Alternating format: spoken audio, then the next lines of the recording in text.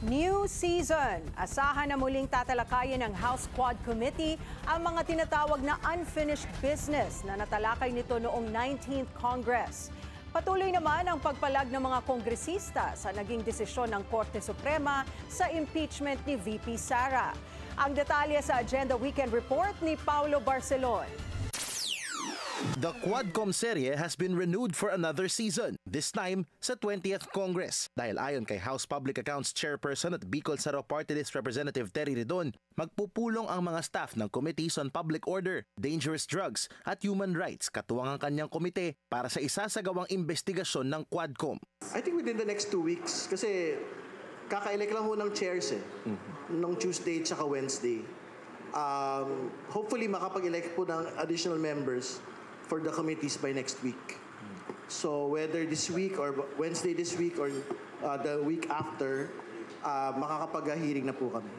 Makakasama ni Ridon sa bagong Quadcom ang mga na-retain na chairs na sina Manila 2nd District Representative Roland Valeriano at 6th District Representative Benny Abante. Gayon din si Bukidnon 2nd District Representative Jonathan Keith Flores. Dagdag ni Ridon, marami pang unfinished business na kailangang dinggin sa pagpapatuloy ng Quadcom serye.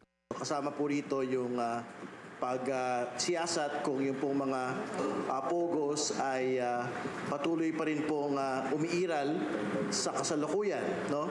Pangalawa, siyempre, bahagi rin po nito kung yung pong mga personalidad ng mga pogos ay napapanagot na po ba sa ilalim ng batas. Kasama rin sa tatalakayin ng Quadcom 2.0 ang status ng pagpapauwi kay dating presidential spokesperson Harry Roque na dawit din sa Pogo serye at ang posibleng pagkakaugnay umano ng mga kaso ng missing sabongeros sa war on drugs ni dating Pangulong Rodrigo Duterte. Siniguro naman ni Ridon na hindi magiging witch hunt ang Quadcom 2.0 at focused ito sa paghanap ng katotohanan sa mga pangyayari. Samantala, patuloy namang pinalaga ng Kamara ang posibleng pagboto ng Senado sa kahihinatnan ng impeachment trial ni VP Sara. Sa isang pahayag, sinabi ni House Spokesperson Attorney Princess Abante na nakatakdang mag-file ng motion for reconsideration ang Kamara sa Korte Suprema. Tinawag din ni Abante na pag-undermine sa constitutional role ng lower house ang posibleng pagboto ng Senado para ibasura ang impeachment trial ni VP Sara. Para sa Agenda Weekend, Paulo Barcelon, Billionario News Channel.